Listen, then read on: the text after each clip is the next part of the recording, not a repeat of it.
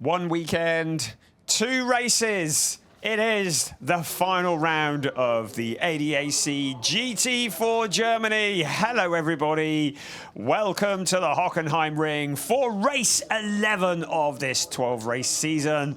A season that comes to a close tomorrow afternoon when the identity of the new champion of ADAC GT4 will be identified. At the moment, Hugo Sasser and Mike David Ortman not only lead the championship by 20 points, but they start on pole position for this race. So it is conceivable they could tie this up this afternoon. Romain Leroux and Ben Dorr still looking for their first win of the season, but consistently scoring points see them 20 points adrift in second place. Indy Doncher and Phil Durr, who have led the championship for much of this year, but a disastrous Sachsenring sees them relegated down into third place, 23 points adrift.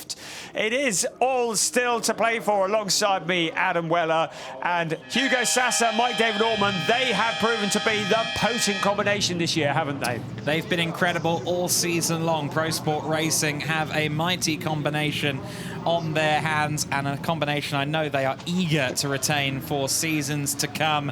But they were challenged, more accurately, Mike David Ortman was challenged in qualifying by this man, Marcel Inez. 3,000ths of a second determined pole position this morning in qualifying.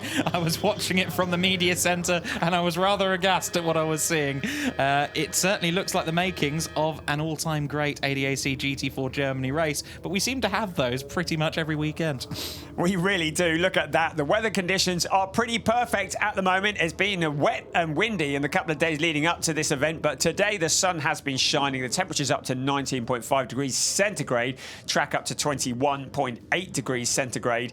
Conditions are just right for this, the penultimate race of the season. 6 drivers still in the championship hunt, and the junior championship still open as well. The trophy championship has already gone the way of Tom Kiefer, Christian Koch. Now the first driver pairing to ever successfully defend their title. But it is Mike David Ortman and Hugo Sasser who steal the headlines. The championship leaders starting from pole position. And as already discussed, it's the Toyota Supra of Marcel Inez and Cedric Perrault who start alongside in the number 12 car. Row 2 of the grid is Pavel Lefterov. Great qualifying from him, with Vincent Andronako making it an all-Porsche row 2 of the grid. Row 3, the BMW of defending champion Gabriel Piana and Romain Leroux in the 007 Aston Martin. And on row 4, Finn Zulauf and Moritz Viskirchen, another Porsche row, making up the row 4 of the grid. Row 5, Indy Doncher, a lot of work to do from back there. Denis Balatov for Eastside Motorsport, but Doncher a long way back. Simon Conner-Prem for Durr Motorsport, and Jan-Philipp Springhob line up on row 6 of the grid. And on row 7, it's the Holzem twins, Giuliano, alongside William Tregurtha, sitting in for Ewan Mackay in the Racing One Aston Martin. Tregurtha, who of course was in a Mercedes last time we saw him. Leon Vassathura and Eric Yanis line up on row 8, and on row 9 is Max Rosam and Max Kronberg. Row 10 of the grid, which will magically appear before our eyes. It's Julian Hanses and Philip Gogolok for CV Performance, one of the many CV cars, 2 of the many CV Performance Mercedes, and then Ferdinand Winter, the 3rd of the CV Performance cars, with Robert Haub, all of those Mercedes, quite a long way back on the grid. Row 12, Christian Koch, we've already mentioned him, the champion in the trophy classification alongside Mikhail von Zabienski, Joachim Bolting and Ralph Byrne. We welcome Preco Herbert Motorsport to the grid of GT4 with Yevgen Sokolovsky for Pro Sport Racing and Andrea Bruckmann bringing up the rear of the grid for Overdrive Racing.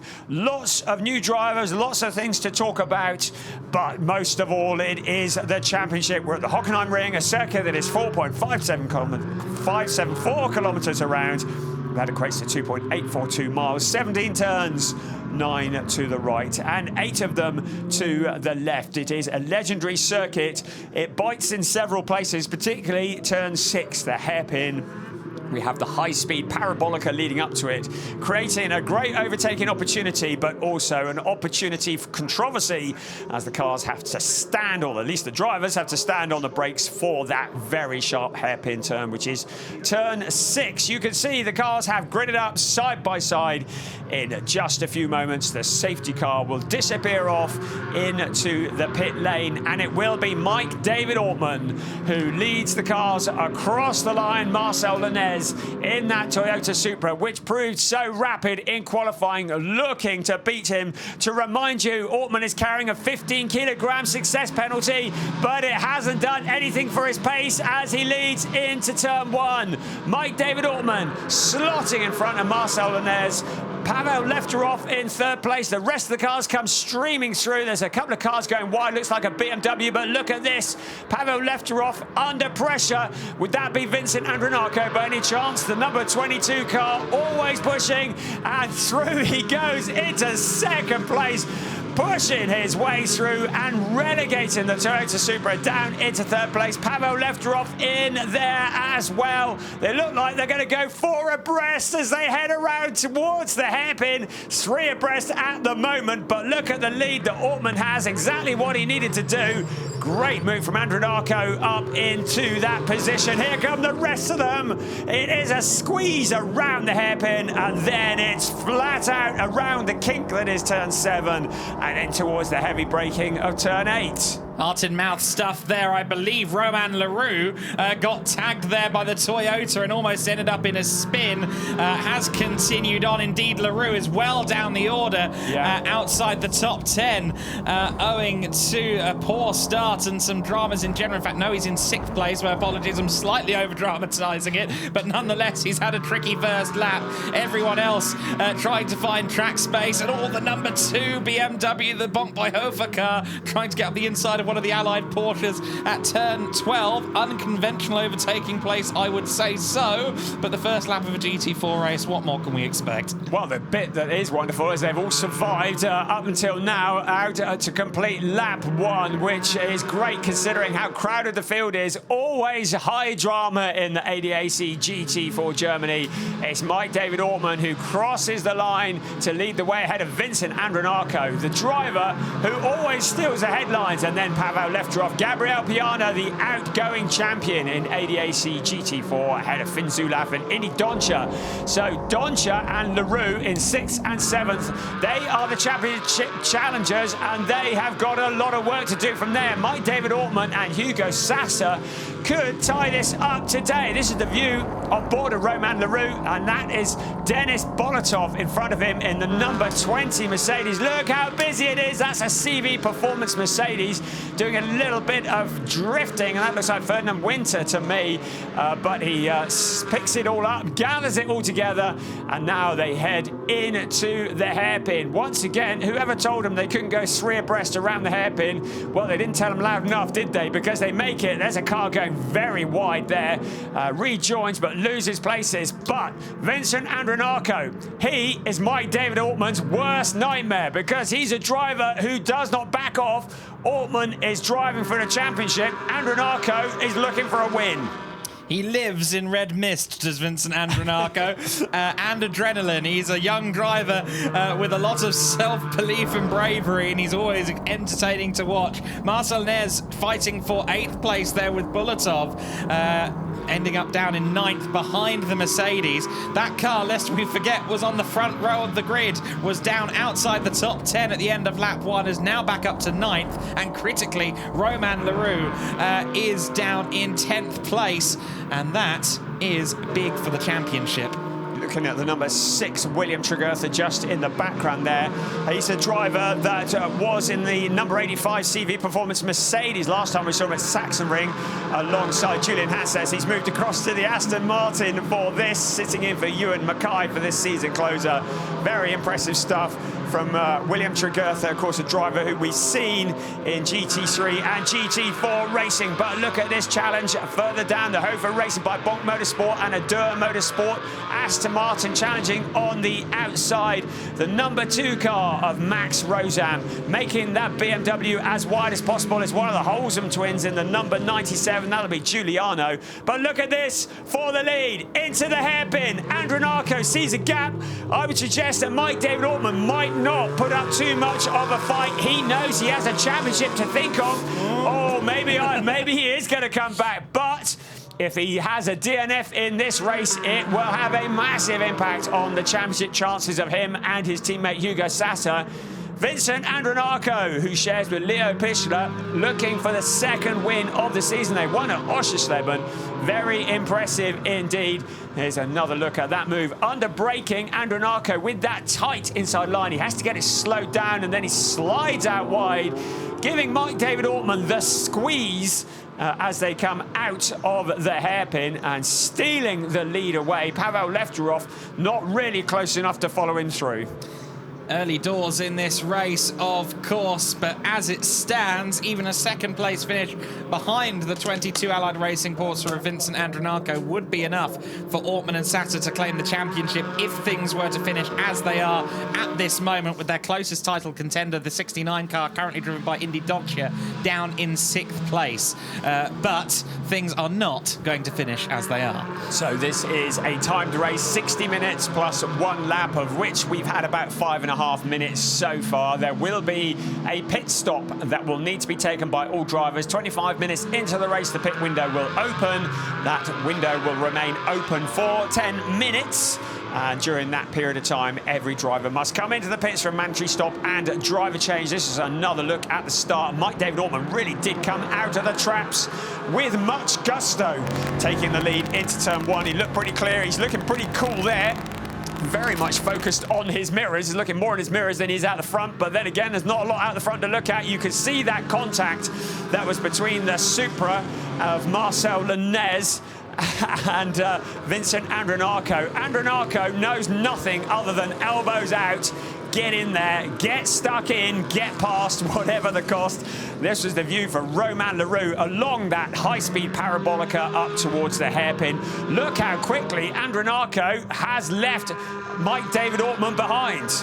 Yeah, Ortman, I think maybe just watching his chances of a win disappear. But to your point, I think championship is the main thought in the hive mind between Mike David Ortman, Hugo Sassa, and the Pro Sport personnel. Wouldn't it be great to see Pavel Lefterov and the Overdrive Racing team get a good result here today? They're in great position, along with, of course, Stefan Bastangiev in 3rd place right now. Overdrive Racing had a horrendous time the other day, or a few weeks ago at Sachsenring, as we see confirmation of what I was saying before, that Sassa and Ortman, as it stands, would be our champions. Oh, look at the slide that Marcel Lenez had coming in to the final corner.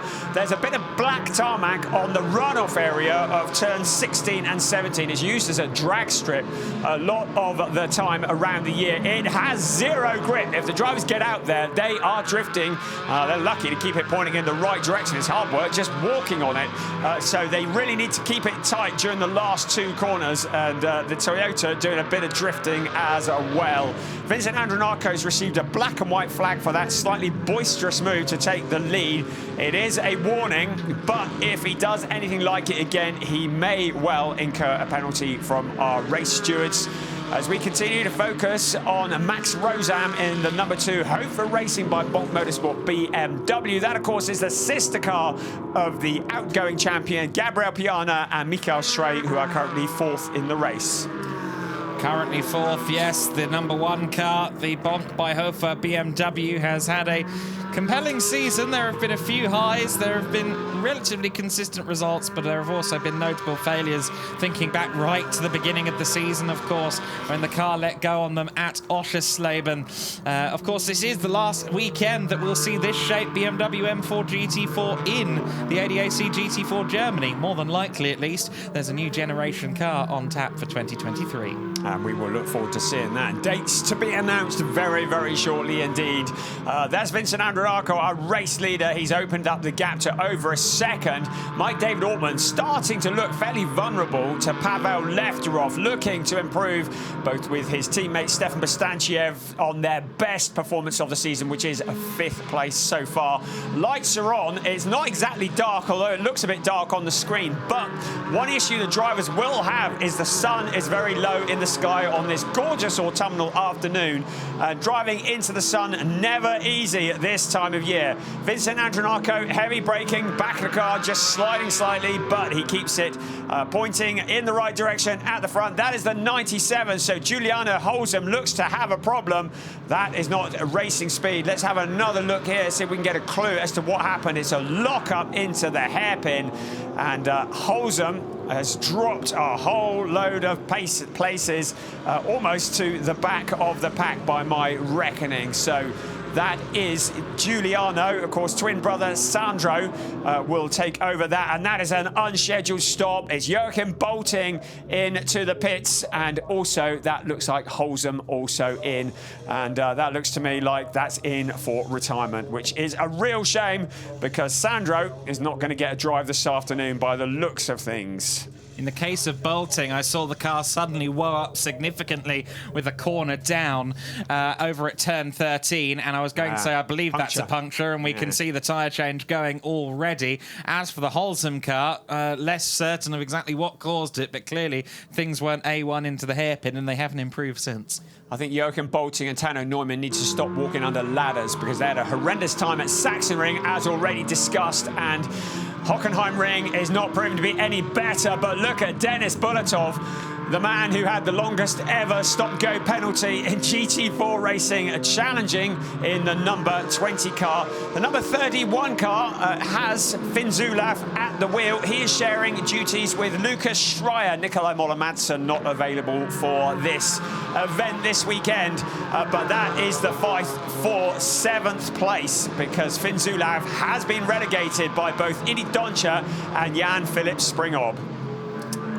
So in the afternoon sunshine, single file, the car's running at the moment. It is all to play for. 48 minutes remaining of this race. It's Vincent Andronacco who is leading from Mike David Altman, a driver who has the championship in the back of his mind and needs to not take any risks. There's the aforementioned Finn Zulaf in 7th place. Behind him is Denis Bulatov. Roman Leroux a long way back in 9th, still looking for his first win of the season along with Ben Durr, but it's looking like a bit of a stretch at the moment. The number 8, Jan-Philipp Springhob, turning the heat up as he challenges Indy Doncha in front. I'll walk past the pits of the Drago Racing Team ZVO team yesterday. They were playing Christmas music. Christmas potentially coming early for Jan-Philipp Springhob as he applies the pressure on Indy Doncha. This, though, significant for the championship. Indy Doncha needs to go forwards if he wants to stay in the hunt. Yeah, that's exactly what he needs to be doing. He's realistically got to be on the back of Ortmann. Anything below 3rd place, if Ortmann takes 2nd, will put the 69 car out of championship contention as it stands. So it's 3rd place or bust as things stand for Indy Doncha and, of course, his co-driver Phil Durr. And I'm sure that that's a capable duo, but it's a very strong grid in the 2022 ADAC GT4 Germany, as we've seen all year long. If you lose places in those frenetic scrums in the early laps, then it's going to take a lot of effort to get back up there. Yes, the balance of performance brilliantly put together by the ADAC, and that levels up these cars. Some are front engine, some are rear engine, all sorts of combinations and styles of car, and they're all so level, very little separating them. But Vincent Andronacco in that Porsche at the moment has stretched his lead well over a second, and Mike David Altman in 2nd place, not really able to close in on him. Pavel Lefterov put in the heat on Mike David Altman as well as we head into the hairpin, and you can see the rest of the cars in the evening sunshine here at the Hockenheimring. Under braking, that sharp turn, being careful not to exceed track limits. Track limits has been a theme all weekend long so far, and that is Indy Doncha in the 69 car. No, it's not. It's one or the other. They all look the same, don't they? Simon Connor Prim make that in the number 95 car, and Marcel Lenez. So the Toyota not really getting the rub of the green at the moment and moving in a little bit in the wrong direction. Yeah, it's very puzzling, actually, given the sheer pace it had in qualifying to be within 0.003 of a second of pole position. You wouldn't have thought the car would already be out of the top 10, but Lenez is being overtaken left, right and centre. We've seen the car struggle a bit for balance and pace in the race before. I don't know whether maybe the Toyota's a fickle beast when it comes to setup across 60 minutes on wearing tyres or something like that. Remains to be seen, but the reality of the situation for now is that probably Cedric Pirro is sat in the pit lane going, well, this isn't what I expected. It's not what I signed up for. This time last year at this event, that Toyota was mighty, but for bad luck, they didn't actually end up taking a race win, but it seems to suit the Hockenheim circuit, at least it did. But at the moment, going the wrong way down the order as we continue to watch the field come streaming through. We mentioned William Tregertha in 10th place already. Great to have him back on the grid. Last time out at the Sachsenring, he had a very last-minute call-up to drive the CV performance car. He couldn't get a flight. He drove his right-hand drive Vauxhall Corsa, Opel Corsa, all the way from the UK through the Channel Tunnel. It took him 13.5 hours, and he still did a great job.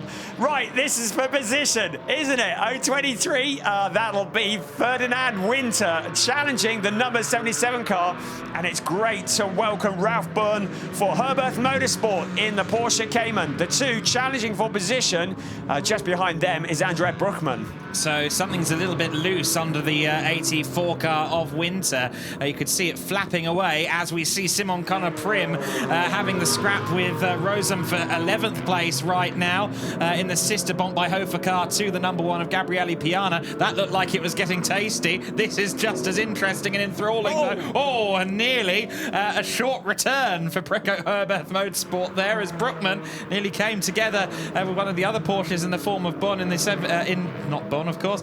Ralph Bourne. Yes. I'm getting myself all sorts of mixed up. Yes. But down there in the 20s, the exciting racing. It's just as exciting as it is in the top 10, in the top 5. We often see this in GT4 Germany. If there's even a second of let up at the sharp end, we'll just pan the cameras to 22nd. It's crazy down there too. It's up and down the field. It's so good to see Preco Herberth Motorsport back on the grid. Well, Herberth Motorsport with Alfred Renau will be sharing the driving duties of that car. Alfred, a long-time protagonist in GT3 racing, and this is potentially why there was damage to the number 84 car. So Ferdinand Winter getting turned around, and he's getting together with another Mercedes. Was that the number 4 of Robert Haub? It looked like it to me. So Robert Haub, not used to seeing him at that end of the grid and getting into all sorts of nonsense at the same time. So he really not having the best day at the moment, and this is a missed breaking point. That is Moritz Viskersen in the number 44 car in 13th place. At least he was challenging for position. The 84 car trying to come back now through the pack. Ferdinand Winter moving forwards. Oh dear. And there's that part still shaking loose. Looks like I don't know what that is. It's not silencer or part of a splitter or whatever it is. You can see it flapping about on the other side of the car. That will not be improving the performance. Yeah, side skirts or part of the undertray, something like that, as Viskersen dives to the inside of Mikael Rosum and moves up a position there. That puts him, I believe, up to 12th place now. Yes, Simon Connor Prim has also gotten past Rosum, so unfortunately the BMW shedding positions, something that I'm sure Marcel Lenez can relate to as he gets overtaken by Max Kronberg. Kronberg is a little bit further down than we'd expect him to be in the Cayman. He moves his way up to 14th. Surprise, surprise, you would have seen from the graphic Robert Haub and Ferdinand Winter under investigation for the incident that we saw. So the steward's taking a look at that. Also black and white flag for car 31. So Finn Zulauf, warning for failing to manage track limits. That's an ongoing topic, isn't it? We focus on the number 30 car as it comes out of the corner. That's Max Kronberg. Behind him is Marcel Lenez. So Kronberg A driver who has got faster and faster along with teammate Hendrik Still as the season has progressed. Real challengers. I hope we're going to see them again next year because they've been real entertainers. And this is another of the Pro Sport Aston Martins. So that is the 25 car, Leo Vasserthura, who is sharing with Donna Munding. So Vasserthura also making progress. Julian Hanses is behind in the number 85 car. At least he's behind the Toyota Supra. So Hanses not used to being that far down the pack. No, absolutely not. They actually took the GT4 class of the GTC Championship, another ADAC kind of affiliated championship last week at the Nürburgring, and from highs to lows, I'd suggest. No further action in the collision we saw a moment ago between Robert Howard and Ferdinand Winter. While we talk about the number 4 car, I think it's also great to see that, of course, Robert Howard's former co-driver Gabriela Yilkova has confirmed she'll be in GT4 racing again next year. She was a favourite in the series in years gone by, including this year, and she is due to be in a full-time campaign in some European GT4 championship. We're not sure if it'll be here or the main European series, but as part of an all-female lineup with Pro Sport Racing, we wish her well and we look forward to seeing her back. Fantastic. We do love the entertainment that Gabriela Yilkova does provide us with. She is such a rapid driver and very popular with the vast army of fans that follow her around. There is a car off the track. It's one of the ADAC Motorsport Aston Martins. It's Romain Leroux. Oh. So this is significant for the championship. Second in the championship, along with co-driver Ben Dur. Ben Dur will be out the back of the garage. He'll be too scared to even look at the monitors at the moment because this could take them out of championship contention. The drivers that were 20 points behind coming into this race, and they are shedding places, maybe trying a little bit too hard in the James Bond themed 007 car. Certainly Romain Leroux, that was a bad lap for him. Denis Bolotov in 7th place. He's moving on up in the number 20 Mercedes, and ahead of him Jan-Philipp Springhoff. Just going wide there out of the last corner. Gravel and grass awaits. If you push a bit too hard, they all push to the very limits of the curbs and the runoff area at that last corner. It's a game of fine margins, and unfortunately it was a step too far for Romain Leroux on that occasion. Tregertha gets past in the number 6 Racing 1 Aston Martin. The ADAC Motorsport car doesn't seem to have a problem. It's still there, still with the pack, although it really does look like he's fighting the car, particularly on corner exit. He's taking shallow exits and really having to muscle the car through. I don't think everything's quite A1 with the 007 today.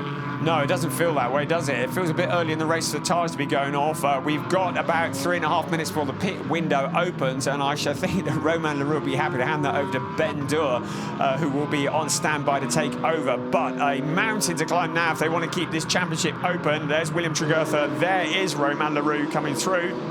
Out of the final turn of the circuit. Denis Bolotov has Finn Zulauf behind because Bolotov has moved forwards and now sets after Jan-Philipp Springhoff. A penalty lap has been awarded to car 31. We told you it received a black and white flag.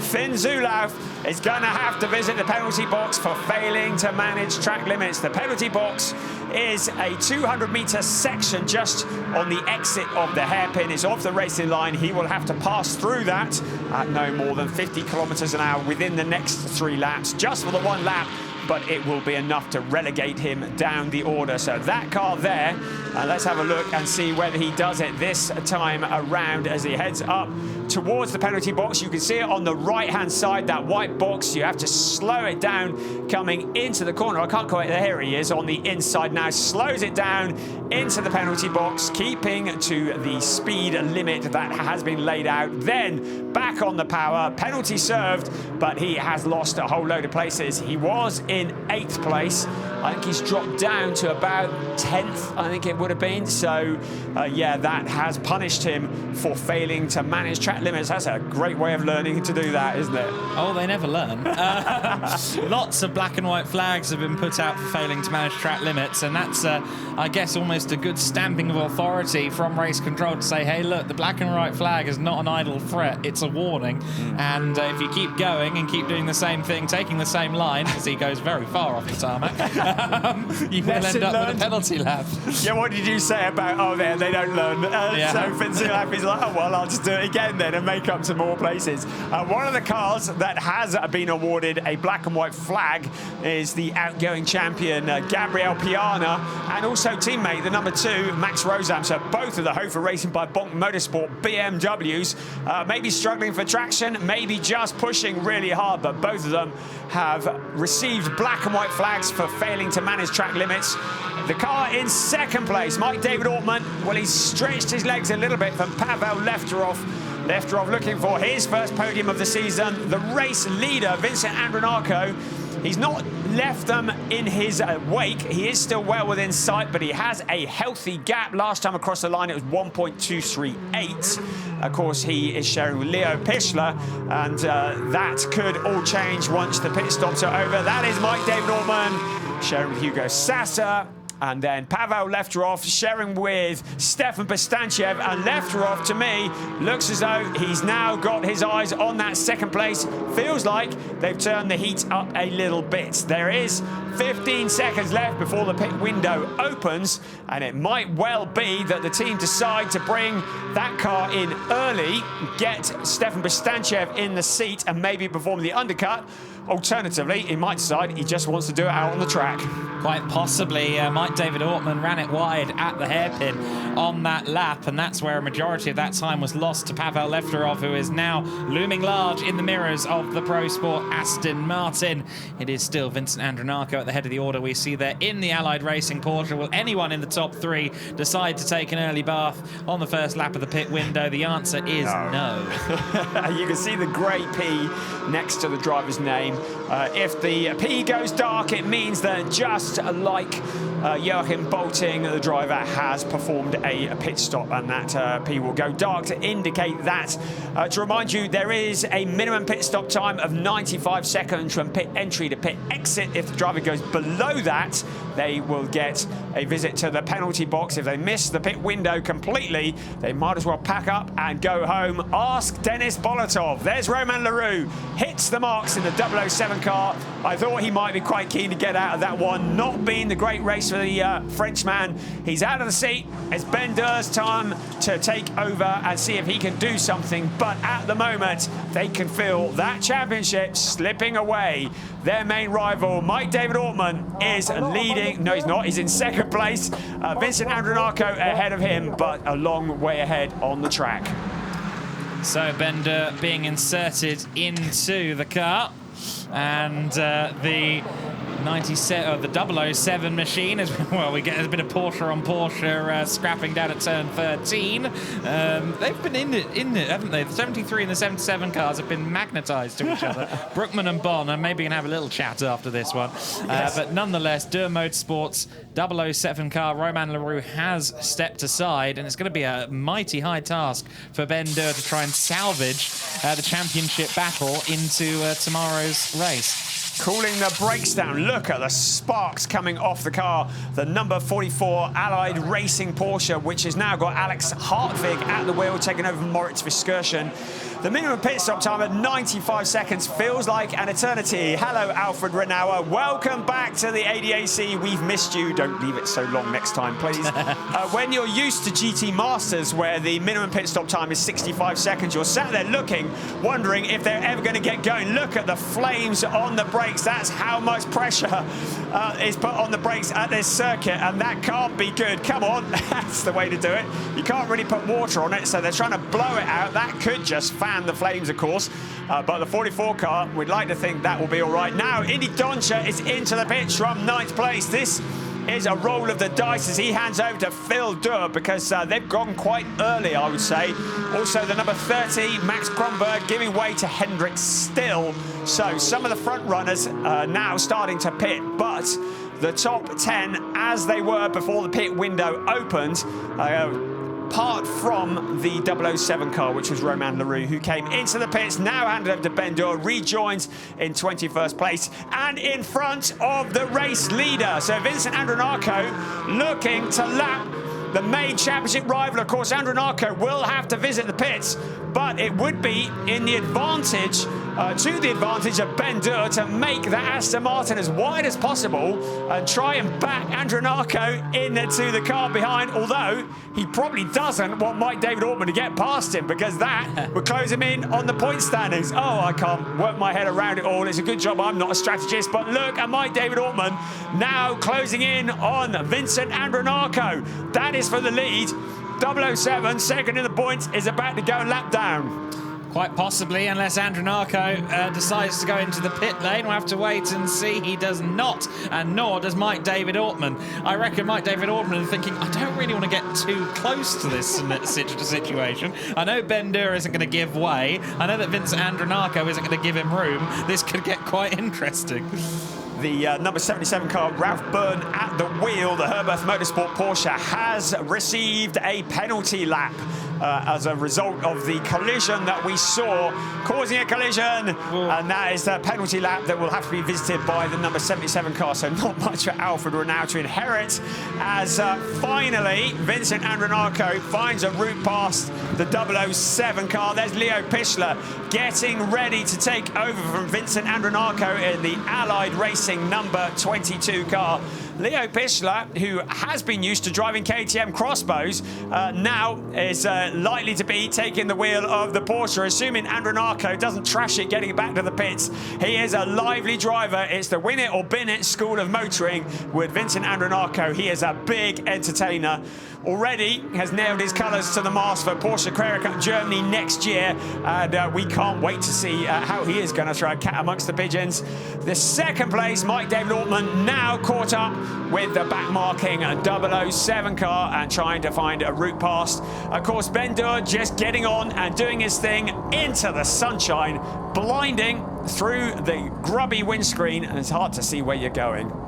It really is, yeah. And I tell you one thing for free is that Romain Leroux is not going to make it as easy for Ortman as he did for Andronacco. Why would that be then, do you think? Strategy, in a word, and championship implications. Indeed, yes. If he can feed Ortman to the wolf, that is Pavel Lefterov, all to the good. But I think perhaps wisely, Mike David Ortman has been called into the pit lane, called out of the situation, and will hand over to Hugo Sasser. So the second half of the legendary bromance of Ortman and Sasser is currently warming up in the pit lane, and when the number 24 car comes to a stop, which is there, Sasser will come sprinting out.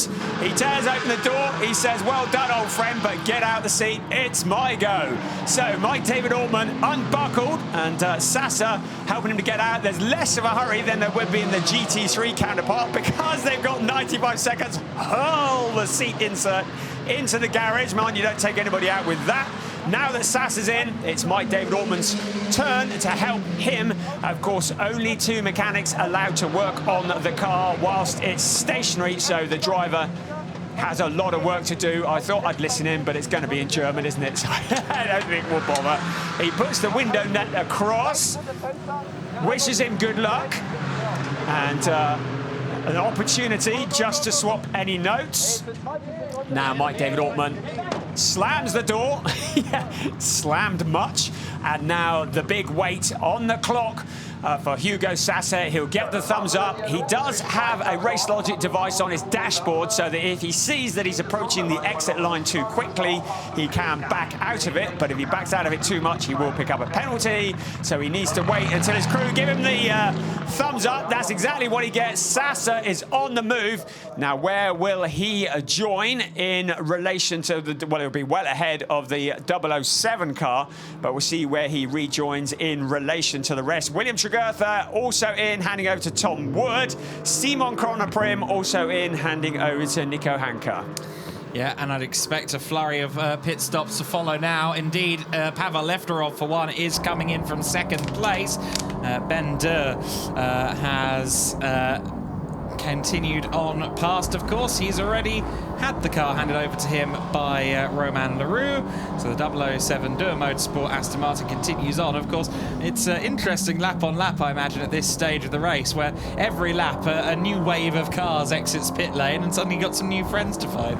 Yeah, and it's hard enough for us to follow up in the commentary box. So I'll mention out on the tracks. So it's Vincent Andronacco, who is into the pits, our race leader.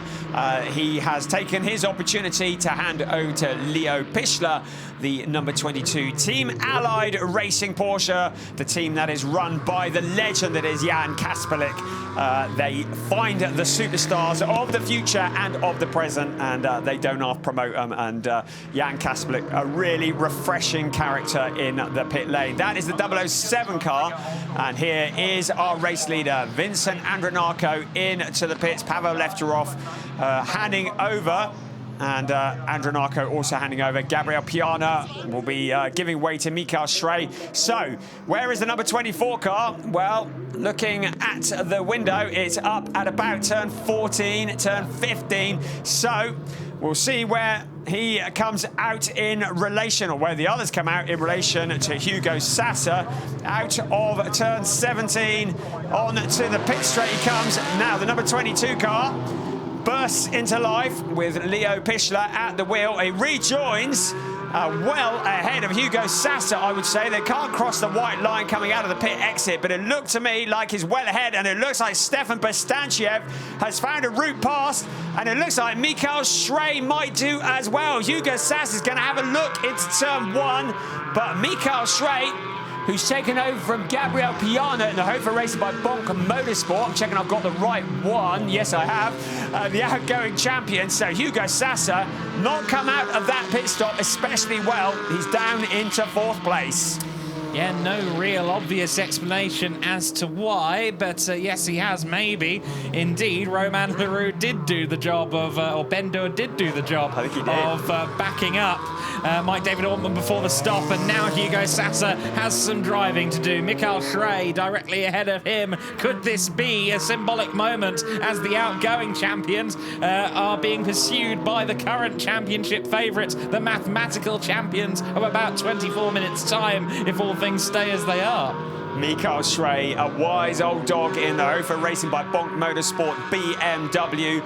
He and his teammate Gabriel Piana were looking to be the first drivers to successfully defend the title in ADAC GT4. It's not going to happen this year. That car behind being driven by Hugo Sassa, who took over Mike David Ortman. It started off pole position. It led for some of the way before the number 22 Allied Racing Porsche muscled its way past in the hands of Vincent Andronacco. Since then, it's been very much protecting the valuable stuff, i.e. the Aston Martin, and getting it home in the points and potentially clinching this championship with a race to spare. Out onto the pit straight we come. Leo Pichler leading the way ahead of Stefan Bastanchiev, looking for his best ever result in ADAC GT4 Germany.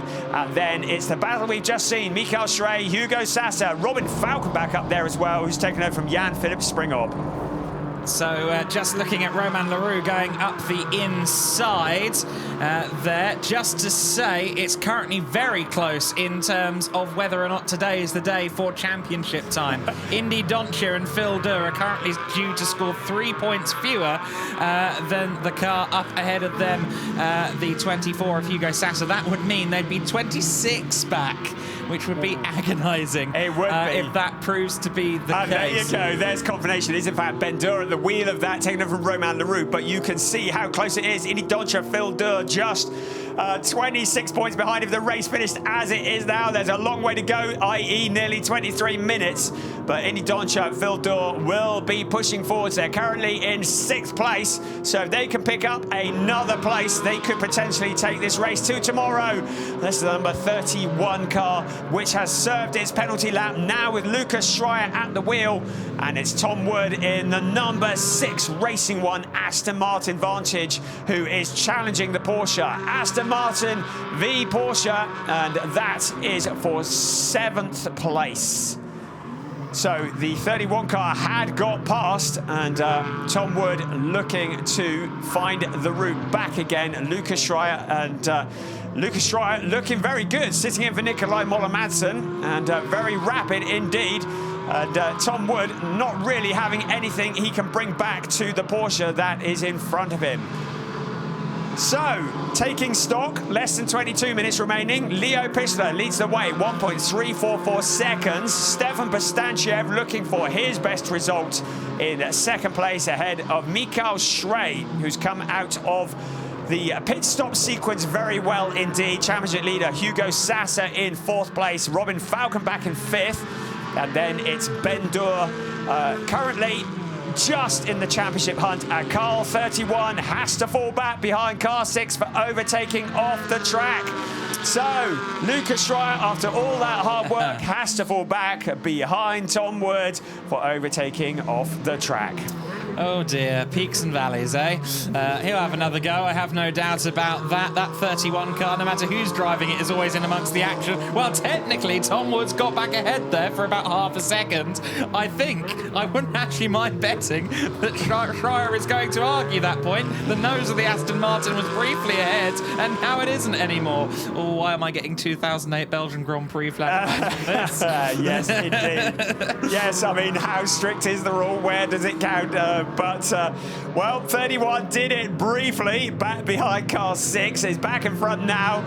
Car 7 will keep an eye on the screens because they may decide they want him to do it again. But he'll say, well, it says here that I got my nose in front, albeit briefly. Tom Wood will be very frustrated by that. Running in 8th position behind the Porsche. Big entertainment. Behind them is the back-marking number 9 car, Tano Neumann, I believe. And then behind the 31 car, the number 6 car is the 007 of Ben Dur. That's the next position car in 9th place ahead of Lucas Meyer. So currently tied for second place with that move then in the championship. The brothers Dur, Phil and Ben, and their respective teammates will both be 26 points back from Hugo Sasser if things were to finish as they are.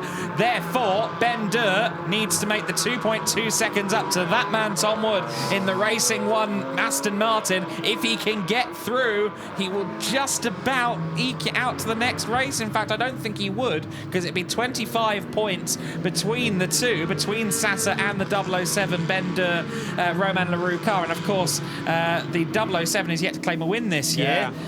The 24 has had 4 wins this year. So I think on countback, even then they couldn't win the championship.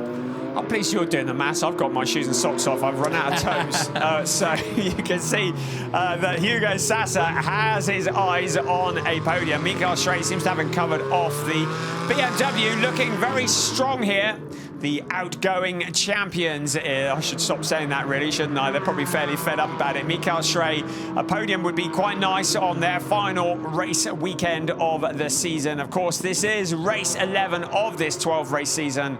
The final race will be tomorrow afternoon. We could well see a champion crowned here in this race within the next 18 and 3/4 minutes plus 1 lap. But there's still plenty of time for it all to change. It often does in ADAC GT4. The car there, 007, came into this event 20 points behind the number 24 car of Hugo Sasser and Mike David Ortmann. And at the moment, struggling to make up the places down in 9th place. Rushing and working hard to catch Tom Wood up ahead in the Aston Martin. It does seem to be Aston Martin v Aston Martin every time we look at this at the moment. Absolutely right. Further back in the order, Teo Nue moved up into 19th place at the expense of Patrick Steinmetz and the Schubert BMW. However, he's been told to fall back behind said Schubert BMW for making the overtake off track. So that one is being policed back there in the battle for 19th position. Proved that the eyes are truly all-seeing down in race control. Have you seen how many cameras and screens they have? Yes. They really do see everything. racing, and it's nice to see being asked to give places back rather than drive-through penalties and things like that. It keeps the race going and it keeps the competition high. Phil Durr in the number 69 car, homing in on the number 8 of Robin Falkenbach. So Falkenbach took over from Jan-Philipp Springhoff, leaves a big gap on the inside. He has the grunt under acceleration as they head around turn 7. And who's that? That is one of the Pro Sport cars. It's the number 48, or as you were, it is the 48 of Ivan Peklin. We welcome him, making it an all-Ukrainian team alongside co-pilot Yevgen Sokolovsky. Not quite what they were looking for in the Pro Sport Racing Aston Martin. The Rallycross wasn't part of the contract, but great to see an all-Ukrainian driver lineup in the number 48 car. And with great reason as well, because these two will be representing Ukraine in the FIA Motorsport Games together next week. And that is going to be very exciting to see. And obviously, an all-Ukrainian team, something we should definitely be getting behind at the moment. There you see what I was telling you about earlier on. Currently second and third place in this championship on the same points total, 1-4-1, both of them so close to making this championship battle draw out into Sunday, but right now by a point and 4 race wins, Sasa and Ortmann currently your provisional champions. Well, Hugo Sasa clearly has intentions of getting past Mikael Schrey because he has closed in on the BMW. Of course, what he doesn't want to do is damage the car, end up spinning, or worse still, in a gravel trap, because that will truly take it through to Sunday. But if Sasa can get past the Mikael Schrey BMW in front of him, that will give them a bit of a cushion for the last quarter of an hour of this race. He's flashing the lights. Schrey is just taking a very middle line into the hairpin under the heavy braking, and still no opportunities arising. So Sasa remains looking at the back of that car. The 69 car continuing Phil Durr, but that's not what he wanted, because Lucas Schreier is coming back again, the number 31 car, and Tom Wood in there as well. Well, there's lots of little battle packs here, isn't there? 5th, 6th and 7th are all together. 1st through 4th are practically all together. And in both scenarios, there's a championship contender in the midst. Currently, Robin Falkenbach watching Phil Durr and having absolutely no sympathy. I don't care that you stay in the championship hunt if you pass me. I want 5th place. Theo Overhaus in 13th place has received a black and white flag for failing to manage team to track limits. Julian Hans says his co-driver, it's great to have Overhaus back. They've done great progress from towards the back of the pack, but our focus is now calm yourself, madam. Lucas Schreier challenging Phil Durr and Robin Falkenbach as well. But look at this is a challenge. The leader coming through, Leo Pichler, but Stefan Bastanchiev, Mikael Schrey to the inside. Stefan Bastanchiev wasn't expecting that. We thought that Schrey was going to come under attack from Sasa. Bastanchiev taking a very wide line. The stewards might have something to say about that, but he's lost another position as well. Hugo Sasa has come through. That will elevate Sasa up the points. Now Sasa challenging Mikael Schrey. This will be for 2nd place in the race. It's allowing Pichler to break clear, but Hugo Sasa, no one told him about just staying calm and bringing it home. He is looking to move up the podium now. Bastanchiev coming back alongside Hugo Sasa, the 2 young chargers in ADAC GT4 side by side, under braking. Bastanchiev takes that position back. The Overdrive Racing Porsche, in the back of his mind, he knows Hugo Sasa cannot afford to crash the car. He needs to bring it home. Still, we're looking at Lucas Schreier monstering the back of the Phil Durr car with Robin Falkenbach ahead of them. The battles continue to rage. Here comes Sasa again to the inside. Stefan Bastanchiev and Hugo Sasa, 2 of the real young up-and-coming talents in ADAC GT4 racing. Bastanchiev, he's so far offline, he's almost in the car park. He rejoins. He's a nose in front, but surely the race stewards are going to have something to say about that.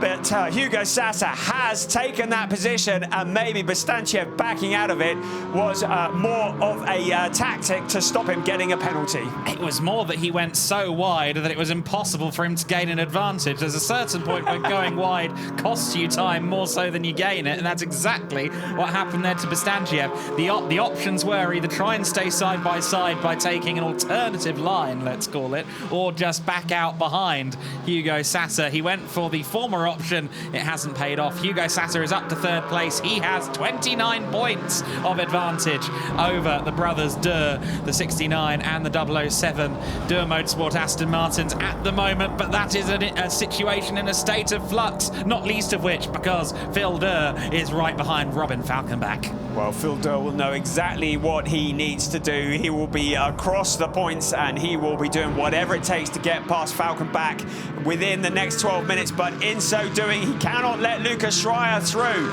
Lucas Schreier getting past would be even more catastrophic, and that Porsche looking rapid. Great to have Schreier on the grid, and he is proving very racy indeed. Now, in towards the hairpin, and it's Durr who tries to shut the door, but Schreier finds the gap, muscles his way through. Now, will Durr try to do the switchback? He hasn't got the room, and great driving from Schreier. He slams the door in the face of Phil Durr and steals that position away. The championship getting more and more out of reach for Phil Durr and Indy Doncha trying to come back.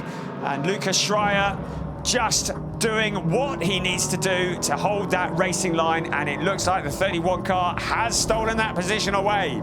Speaking of Durr, speaking of championship implications, the 007 car, Bender, has been failing to close in on Tom Wood over the last 10 minutes or so. The gap has remained over 2.5 seconds, pretty much unilaterally over the last 12 or so minutes of the race. Therefore, as it stands, Bender is not advancing, and unfortunately, Phil Durr is only going backwards at this stage, courtesy of that move from Schreier. So as it stands, Pro Sport, Aston Martin, Sassa and Mike David Ortman, it's only opening up for them right now. They are a little over 10 minutes plus 1 lap away from their first ever title in ADAC GT4 Germany.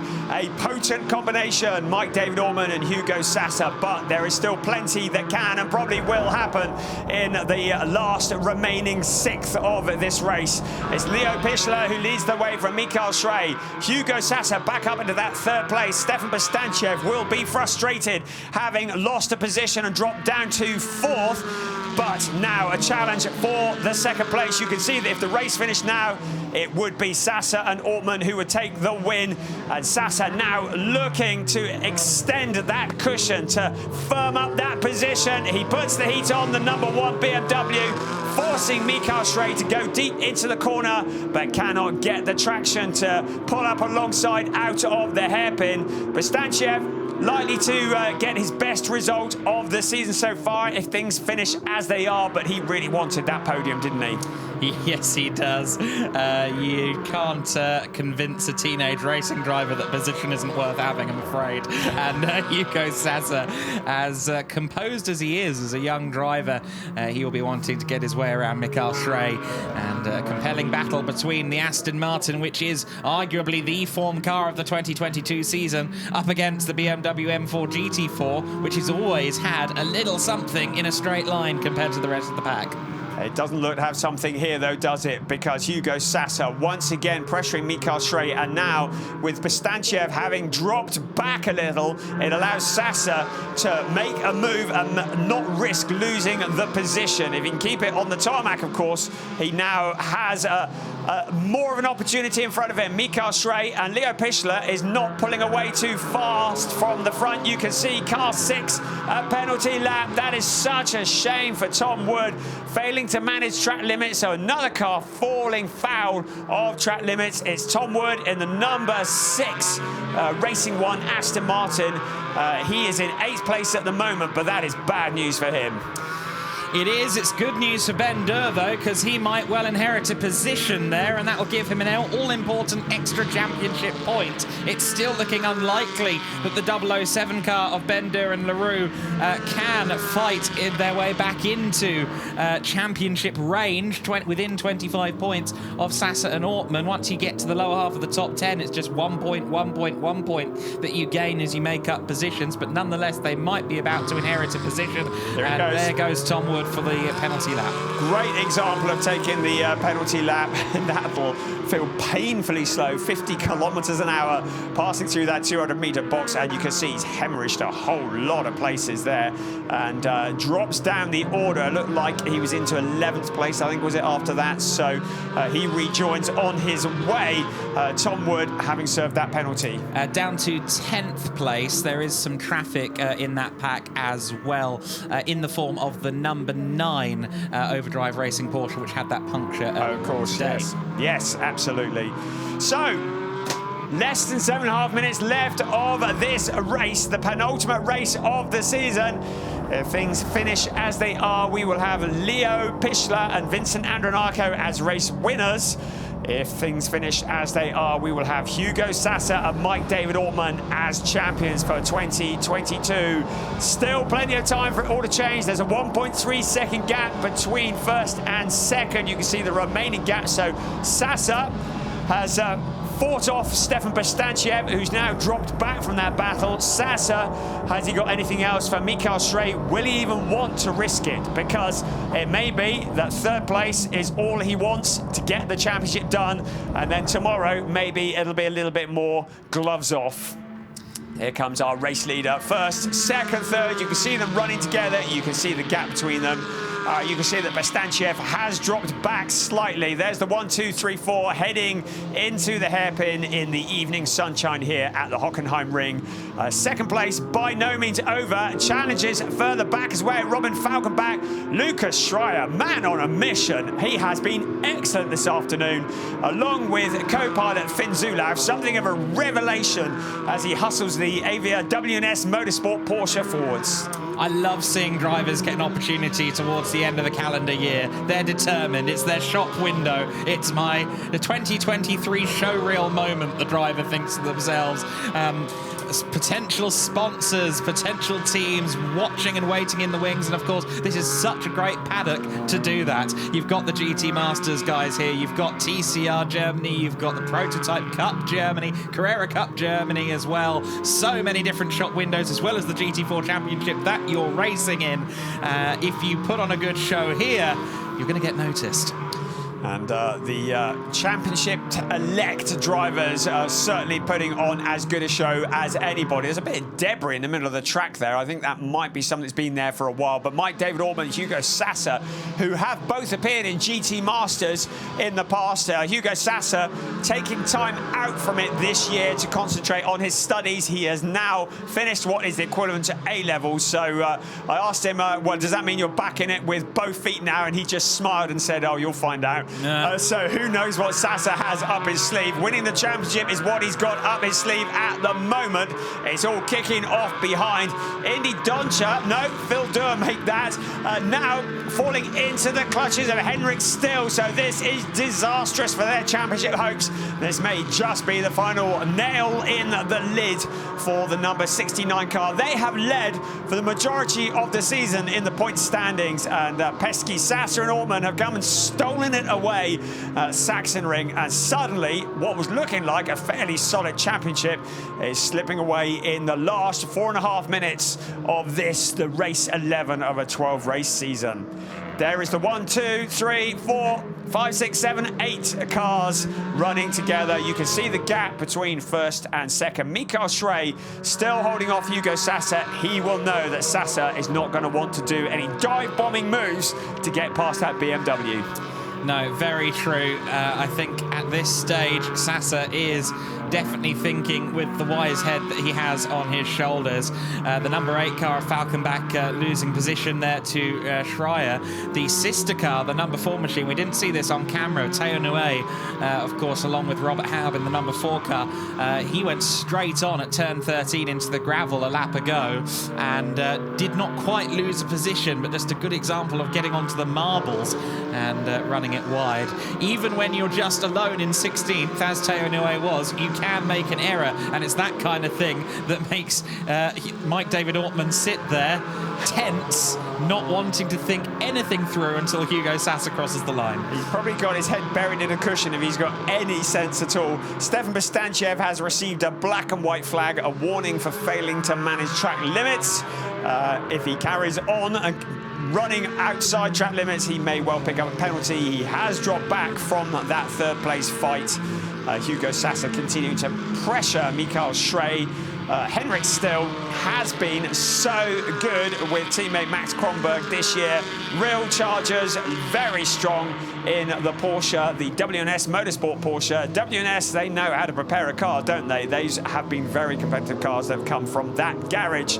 And you can see now as he looks to the inside of Robin Falkenbach, doesn't make a move, but I think he's still got some more up his sleeve. There are less than 2.5 minutes plus 1 lap remaining of this race. Hugo Sasa and Mike David Ortmann are now starting to get a sniff of a championship. Absolutely right. So I think that Kronberg and Still try and make things hard for themselves, you know. They seem to consistently be well outside the top dozen at the end of qualifying. Then they pull the sleeves up and go, right, it's time to have some fun. Exactly. When the race takes on. You saw them bouncing over the curves there. Henrik Still really pressing on to try and find a way past Falkenbach. Yeah, I was thinking the same myself. If Kronberg and Still could get their qualifying a little bit tighter, they would be real challengers up the front. They've yet to score a podium this year, but they've come blooming close, but they always seem to come from behind. And you can see exactly that as Henrik Still now challenges Robin Falkenbach. The last 90 seconds plus 1 lap of this race remains now. Leo Pichler leading the way, the number 22 team, looking to take their 2nd win of the year. It was Paul Oral Koenig who was at the wheel of that car in Oschersleben when they took their 1st win, so would be the 1st in this team for Leo Pichler. And of course, Vincent Andronacco looking to take the top step of the podium, looking solid, about a 2.5 seconds ahead.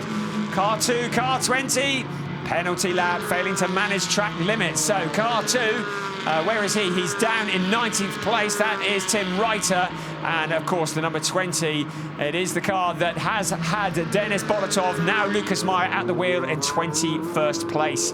The move, finally, is it in the bag? Henrik Still past Robin Falkenbach up into 6th place.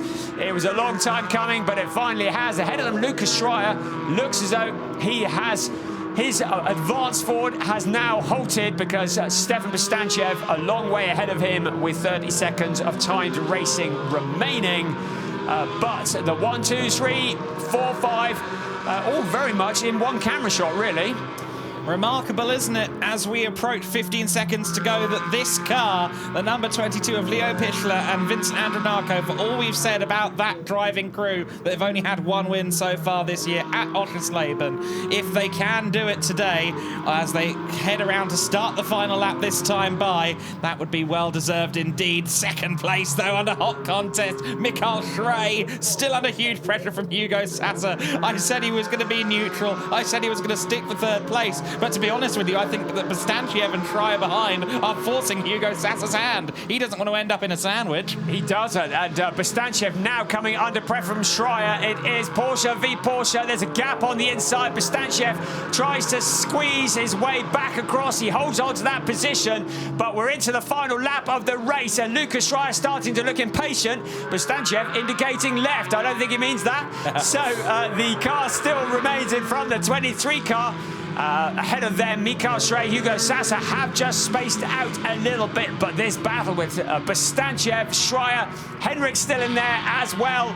This is going to go all the way to the flag, but our focus is on the car that is in third place up ahead, because very, very shortly we could well be about to crown the new champions of 2022 for ADAC GT4. And I should think Hugo Sasa will be very happy if Bastanciev continues to be hassled by Schreier, because that will get the heat off him.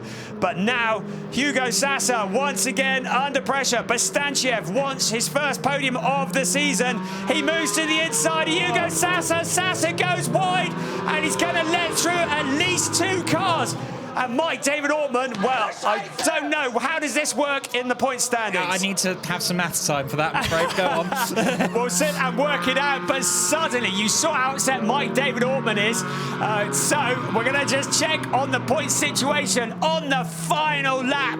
The number 24 car dropping back through the order. My colleague on the side of me is doing the adding up. What do you reckon? I think that just about this is going to hand the lifeline to Phil Durr and Indy Doncia. I think it's going to be 23 or 24 points between them as the winner comes across the line. So it is Leo Pichler out of turn 17 to receive the checkered flag, well ahead of Mikael Schrae. This has all kicked off on the last lap like we thought it would. Car 23 under investigation for forcing another car to leave the track, so that is Bastanciev. It is Leo Pichler who crosses the line from Mikael Schrae, Lucas Schreier, Henrik Still, Stefan Bastanciev and Hugo Sasa rounding out the top 6. So we think this might go to tomorrow. We need to do the calculations. We have the calculator here. We need to just confirm where we're at. I think... So it's 2 points that Hugo Sasa and Mike David Ortman have scored more than the 69 car. There was 23 points between them going into this. And it's actually going to be a matter of Phil Durr and Indy Doncia being eliminated from championship contention, while as this car has just gotten a penalty, 5-second time penalty. Well, that does it then. Yeah, car number 23 has had a penalty that puts them down to 10th place, which means I have to continue to do my maths here. But what it does, I believe, do to the championship is it puts Hugo Sasa 23 points clear. Hugo Sasa and Mike David Ortman 23 points clear of Ben Durr and Romain Leroux. Phil Durr and Indy Doncia will be 25 points back, but with the win, I think they would still maybe be in it, but they will be 25 points back. Sasa and Ortman sadly have not won the championship here with that last-minute skirmish, I believe, but there's 2 points that they have to score tomorrow. You can't guarantee anything, though, in ADAC GT4. You really can't. I'm very sorry that I couldn't impart that in the most efficient way, but I'm very much working on a limb here. So you see confirmation that Stefan Bastanciev gets the 5-second time penalty, which drops him down to 8th place. Apologies for any German banned language that you might have heard trying to cover from Mike David Ortman. I don't speak German, but I recognise those words. Yes. I think that this could go till tomorrow. One thing is for sure, Vincent Andronacca and Leo Pichler, in all the confusion, have taken the win. Outgoing champions Gabriel Piano and Mikael Schrae second. Finn Zulav and Lucas Schreier driving of the weekend, in my opinion, coming home in 3rd place. There are the rest of them. And we need to go and just take a deep breath while we work out the ramifications, as it looks like this championship is going to go all the way to the wire.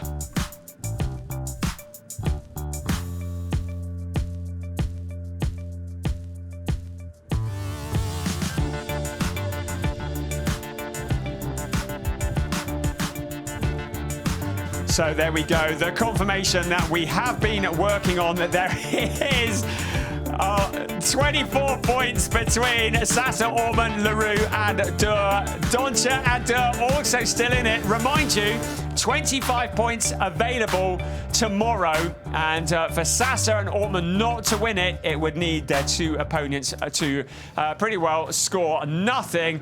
Mike David Ortmann, well, you can see how much it means. They really wanted to have a drink tonight and have the pressure off, didn't they? I could be mistaken here, but I'm pretty sure the 23 car was initially penalised down to 9th place and has since moved back up to 8th, putting Ben Dur and Romain Leroux down to 9th place, therefore meaning that instead of 23 points, it is the 24 we saw on screen. So with that little adjustment at the end there, Sasa and Ortmann have a slightly greater margin to play with. There is Jan Kasperlik congratulating his drivers. Jan Kasperlik, who said this year, I'm going to do things differently, because if you do what all the other teams are doing, you will only ever come second. And he has proven that theory, because Leo Pichler and the up-and-coming Vincent Andronacco moved to the top step of the podium for Team Allied Racing in the Porsche 718 Cayman. Second place, Mikael Schrey and Gabriel Piana, the outgoing champions. There's Vincent Andronacco on the right, Leo Pichler on the left. Wonderful stuff. Vincent Andronacco, well, he's either going to win it or bin it, as we've said already. He is such a talented driver, and another win seemed almost inevitable this season, but a big shout out for the number 31 crew. Lucas Schreier and Finn Zulauf, they have done a great job in that car and bring the car home for a podium position. Well, that was one of the more troubling maths exams of my life, but it was a very entertaining motor race at the same time. A second win of the season for Pichler Andronacco, which I believe is well-deserved. Yeah. Great to see Mikael Schrey and Gabriele Piana up there and competitive, which hasn't always been the case this year as well. Lots going on there. I think we're in for a corker of a season finale. You think it is going to go to the wire, but it really is going to be a real stretch, isn't it, for anybody other than Sasa and Ortmann to win it. But I would remind you, this is ADAC GT4 Germany. Anything could happen. It normally does. Nothing is certain until it is signed and sealed. Mike David Ortmann, Hugo Sasa are going to have to hold on about another 23 hours as the skydivers come in to celebrate the end of day one of the weekend. And it is the final round of the season for ADAC GT4 Germany. I don't think that was anything organised by the ADAC. I'm just hamming it up a bit. It looks very pretty against the sunset here at the Hockenheimring. They get my Star of the Day award, Finn Zulauf and Lucas Schreier. That was wonderful stuff from them, and some great images here as we are at the Hockenheimring in the evening sunshine, just waiting for the podium presentation, which will come shortly, and there will be, I should think, 6 smiling faces up there, although Gabriel Piana, Mikael Schrey will be despondent that they are no longer going to be the champions in ADAC GT4 Germany. They've had a while to think about that one, the outgoing champions. Well, they haven't really looked to be in it in the second half of the season. They started off so well. They got 2 wins at the Red Bull Ring in round 2, but a series of poor results after that have hit them really hard. Also, to remind you that the championship for the trophy drivers, Christian Koch, Tom Kiefer, have already signed and sealed that one. They did that last time out at Sachsenring. ADAC Motorsport and Pro Sport are still in the team championship hunt. I'm not going to try and do the maths on that one. I refuse. That's what the internet is for. Have a little look later. One thing that we do know is, as things stand at the moment, unless there are any more penalties awarded, and of course there is always the chance, the championship is still open by the slimmest possible thread. And Sasa and Ortmann will have to wait just that little bit longer. I doth object a bit too early. I believe it's a fairly simple equation. 18 points in favour of ADAC Motorsports relative to Pro Sport going into the finale, I understand. Good, well, we won't hold you to that. No, let's take a look at the podium now. So, the bottles are there and waiting. And soon we just need some drivers to come and join us on that podium. Here comes Finn Zulauf and Lucas Schreier. Disappointed we didn't catch it on camera, but they did bust a move before coming out onto the podium there.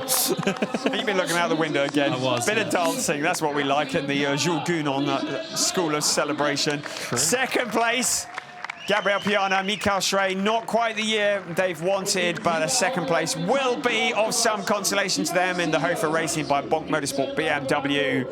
But the Chargers, the two young Chargers, racing for Jan Kasperlik's Allied Racing, Vincent Andronako and Leo Pichler taking the top step of the podium.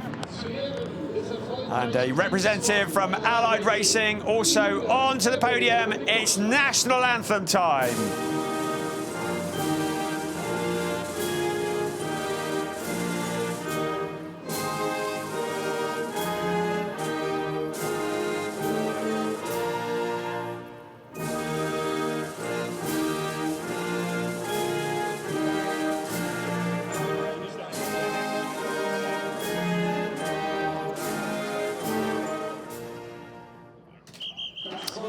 In the evening autumnal sunshine here at the Hockenheimring. And great to see Herman Tomczyk back on the podium. Of course, the ex-ADAC Sports president, presenting the trophies to our race winners. Herman, a bit of a legend in the motor racing world and in the ADAC world. Jürgen Fabry, a regular visitor to the podium, presenting the second place trophies. And we're just waiting for the third ones to come. And it looks like it's going to be Herman again who presents the third place trophies. And they deserve an extra trophy just for effort, in my opinion. And then there'll be a trophy presented to Allied Racing as the winning team.